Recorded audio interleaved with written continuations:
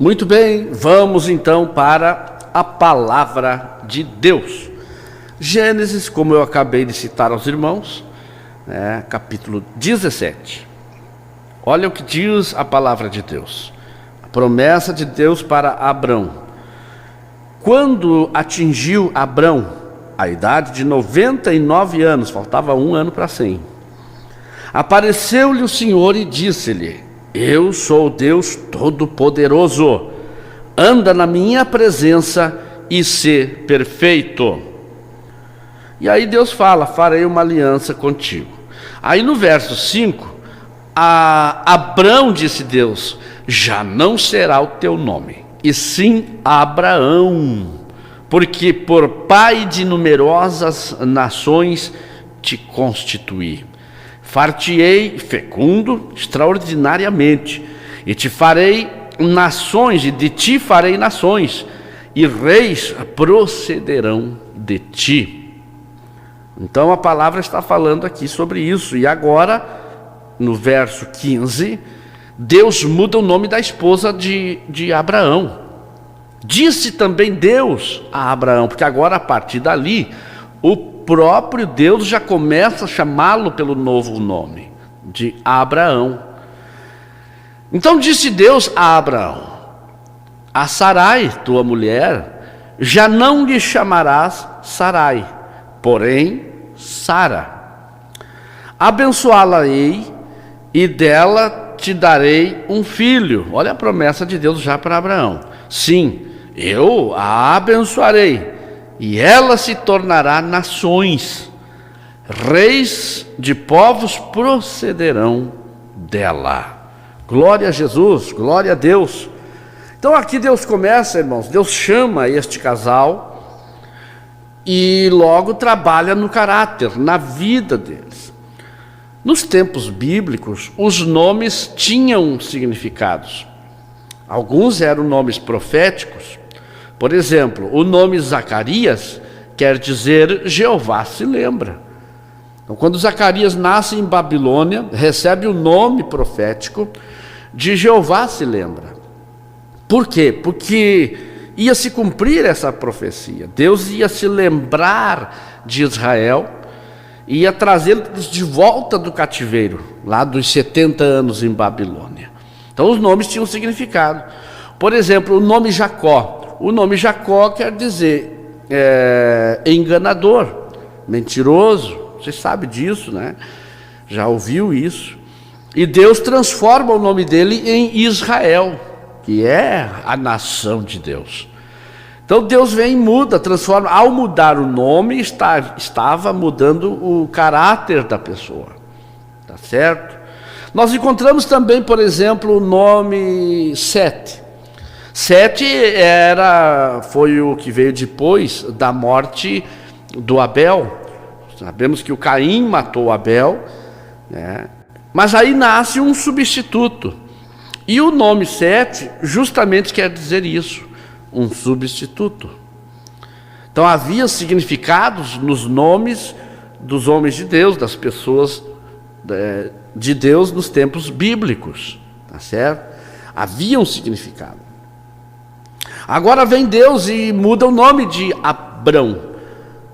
O nome Abrão, se você procurar lá o significado do nome Abrão, o nome Abrão quer dizer exaltado, ou pai exaltado. Esse era o nome dele. E o nome da esposa dele era Sarai. E o nome Sarai, o significado do nome Sarai é contenciosa ou duvidosa. Podemos dizer mulher duvidosa, mulher contenciosa. Agora veja bem, Deus chama um casal para uma grande obra. Deus chama Abraão e Sarai, ou Abrão e Sarai, né, no antigo nome deles. Então Deus chama um homem exaltado, olha aí, e uma mulher contenciosa, para fazer a obra dele, para cumprir um projeto, para cumprir um propósito. Então veja bem como Deus faz. Na nossa mente, no nosso pensamento, logo, a gente pensa que Deus, quando vai escolher alguém para fazer a sua obra, Ele vai escolher alguém perfeito, alguém sem falha nenhuma para fazer a obra dele. Mas nós entendemos pela Bíblia que não é assim, porque todos os homens são falhos. Não existe um homem perfeito na terra, a não ser Jesus Cristo, que palmilhou, que caminhou nessa terra e mostrou a sua perfeição. Não houve engano, não houve mentira em seus lábios, mas foi o único. Os demais, desde lá, desde o Sete, desde o Abel, né? Desde o Adão, desde a Eva, desde lá, aí vem Abrão, veja bem, todos os homens falhos, todos são falhos. E agora vem Deus e diz para ele: anda na minha presença e ser perfeito. Esta perfeição que Deus está pedindo aqui para Abrão, não é que Abrão teria que ser um homem nota 10, 100%, porque ele nunca ia conseguir isso. Nenhum homem consegue isso por si só, por suas forças humanas. Nenhum homem consegue a perfeição. Hoje nós sabemos, pelo tempo da graça, nós entendemos e sabemos que nós adquirimos a perfeição através do sangue do Cordeiro, através da regeneração, através do novo nascimento. Hoje nós sabemos que atingimos a perfeição através de Cristo Jesus. Mas lá no tempo de Abrão, eles não tinham noção disso, nenhum deles tinha noção disso. Aí vem Deus e diz: ser perfeito. O que é esse ser perfeito que Deus está pedindo aqui para Abrão? O que Deus está pedindo para ele é que ele fosse obediente à palavra de Deus. É isso, é essa perfeição que Deus estava pedindo a Abrão. Ser perfeito quer dizer: ouça a minha voz, obedeça a minha palavra, ande nos meus estatutos, tá certo? Então tudo que Deus exigia a partir dali e pediria para Abrão, ele teria que realizar, ele teria que fazer. Isso é o ser perfeito que Deus estava pedindo, tá certo? Tanto é que quando Deus pediu seu filho em sacrifício, Abraão era perfeito, ele obedeceu. Ele tinha agora essa perfeição, ele queria obedecer o que Deus falava, o que Deus pedia. Então vai lá e sacrifica o seu filho Isaque. E a Bíblia diz que Abraão obedeceu. Só que não precisou sacrificar, nós sabemos disso. Não houve a necessidade de sacrificar o seu filho, porque na hora em que ele foi imolar o seu filho com o cutelo, a Bíblia diz que Deus bradou e falou: Abraão, não faças tal. Agora vejo que você é obediente. Em outras palavras, Abraão, eu vejo que você quer ser perfeito. Você está obedecendo a minha voz. E por causa dessa perfeição, por causa dessa obediência que você está mostrando aí, Abraão, eu vou te justificar. E você será reconhecido como o pai da fé. E aí, eis aí o cordeiro, e havia um cordeiro nos arbustos ali, onde ele realizou um sacrifício perfeito. Foi por isso que Abraão foi justificado desde o pé do monte, quando ele disse aos seus servos: eu e o meu filho subiremos, sacrificaremos e retornaremos a vós. Quer dizer, Abraão já usava agora uma linguagem profética. E é isso que eu quero que você entenda nessa manhã. O crente que tem fé em Deus, o crente que tem fé na palavra de Deus, as palavras dele já são palavras proféticas, proferindo sempre uma bênção, sempre proferindo uma vitória, não importando as circunstâncias, não importando o tamanho da luta, não importa. Abraão tinha tamanha fé que ele sabia, e o autor aos Hebreus chega a falar isso. Vai lá em Hebreus capítulo de número 11, onde fala dos heróis da fé. Ali fala sobre o Abraão, sobre o sacrifício que ele foi oferecer a Deus, que Deus estava exigindo. E a Bíblia diz que Abraão, pela fé, obedeceu, porque ele sabia, olha só, ele sabia que até das cinzas Deus poderia trazer de volta o seu filho. Oh, aleluia, glória a Deus. Porque como era realizado o sacrifício? Era imolado o cordeiro, e ali no caso seria o filho dele, o próprio filho seria imolado, quer dizer, morto. O cutelo era uma faca que eles usavam. Ele seria morto, correria o sangue e depois ateava fogo, que por baixo, né? Por isso ele perguntava lá na subida do monte: pai, eu estou vendo aqui a lenha, eu estou vendo o cutelo, eu estou vendo os aparatos e os apetrechos para o sacrifício, mas aonde está o cordeiro? Então era feito um altar, era colocada lenha, e o sacrifício era posto em cima, deitado, e ali estaria o Isaac, e ali estava ele deitado. E Abraão sabia, como disse o autor aos Hebreus, ele levantou o cutelo e disse: eu vou imolar o meu filho, porque Deus está pedindo, mas eu tenho certeza que até das cinzas Deus pode trazer de volta o meu filho. Isso é fé. E é isso que precisamos, é isso que você precisa. Se a tua vida, meu irmão, já está em escombros, se a tua vida está em cinzas, não sobrou nada mais. O que é a cinza? Cinza quer dizer acabou, não sobrou mais nada. O que vale umas cinzas? Cinza não vale nada, a não ser para ser levada pelo vento. E foi-se embora, acabou, não tem mais nada. Você não vê ninguém aí com cinzas na mão dizendo: eu estou bem, eu estou rico. Não, a cinza é para ser deixada de lado. A cinza acabou, é demonstração, é sinal de ruína, de destruição. Então Abraão sabia que até das cinzas Deus podia trazer o seu filho de volta. E é isso que você precisa entender. Se o teu emprego foi para as cinzas, Deus pode trazer de volta. Se a tua saúde foi para as cinzas, se transformou em cinzas, que você olha e não vê perspectiva nenhuma, você olha e não vê esperança alguma, e você diz: quanta dor, quanto sofrimento. Mas eu venho aqui para te dizer que até das cinzas Deus pode trazer a tua saúde de volta. Deus pode trazer de volta o que se foi, porque Ele é o Deus Todo-Poderoso. Então veja bem, Abraão sabia disso, e é por isso que ele foi justificado. Aí veja bem, eu estou falando aqui do que Deus fez na vida desse homem. Deus muda o nome, e Ele chama justamente, como eu estou falando, pessoas imperfeitas. Ora, quando Jesus foi escolher os 12 apóstolos, Ele escolheu homens também cheios de falhas, homens imperfeitos. Estude um pouco sobre a vida dos apóstolos e você vai ver. O Pedro era irado, Pedro era nervoso, o Pedro puxava o punhal e arriscava cortar as pessoas. Assim era o Pedro. Ele tinha a palavra na ponta da língua, ele refutava, ele era ímpeto nas suas ações, precisava ter um domínio próprio que ele não tinha, precisava ter um autocontrole que ele não tinha. Então isso era uma imperfeição. E aí vem Jesus e chama: Pedro, vem, te farei pescador de homens. Aleluia. Aí Jesus chama João.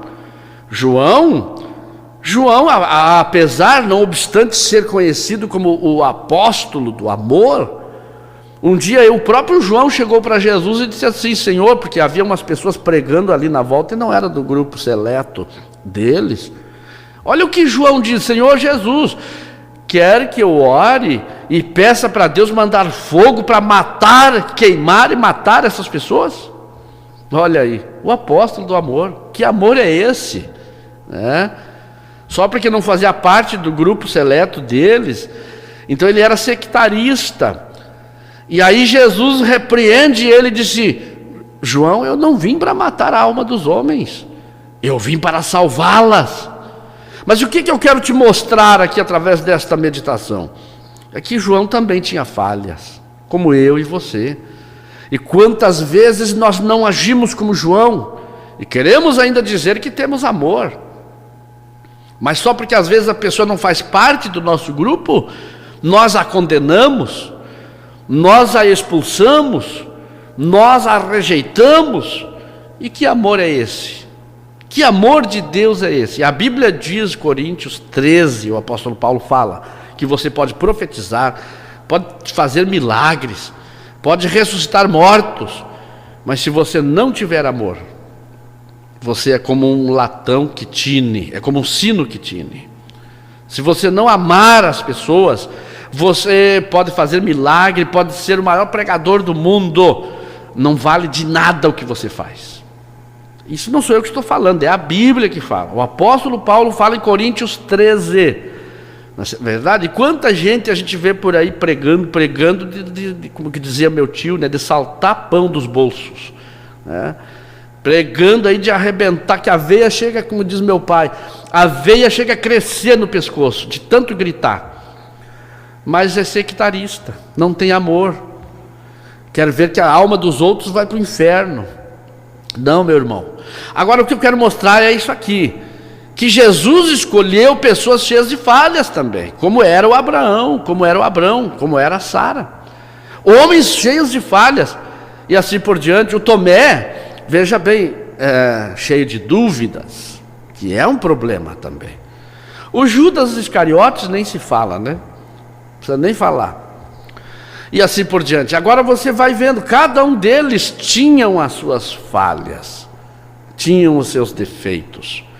Mas é esses que Deus escolhe. Deus escolhe justamente pessoas que têm defeito. Agora, pessoas que não queiram continuar nas falhas.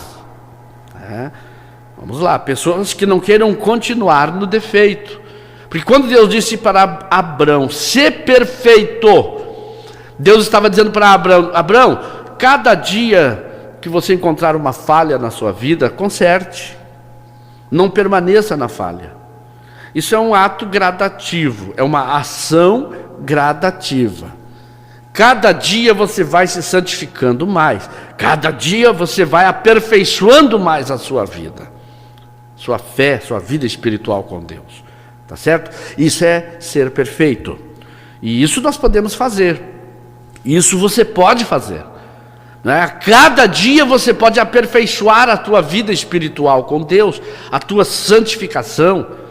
Cada dia que você descobrir uma falha, um defeito que você esteja praticando, você pode ir aperfeiçoando, dizendo, eu não vou mais fazer isso. Pede perdão a Jesus, conserta a sua vida, eu não vou mais praticar isso. Então é isso que Deus dizia para Abraão, ser perfeito. Aí vem Deus e transforma o nome dele de pai exaltado, que era o significado do nome Abrão, né? Pai exaltado, um homem exaltado. O que é um homem exaltado? Uma pessoa exaltada é aquela pessoa que acha que é superior às outras. Uma pessoa exaltada é uma pessoa que não obedece ninguém, é uma pessoa que não se sujeita a ninguém, é uma pessoa que jamais pode ser chamada de servo, porque não obedece ninguém. Assim era o Abrão. Mas aí Deus muda o nome dele para Abraão, né? Que quer dizer pai de muitas nações. Oh, aleluia. E Deus prometeu a ele, de ti sairá muitas nações, reis sairão de ti.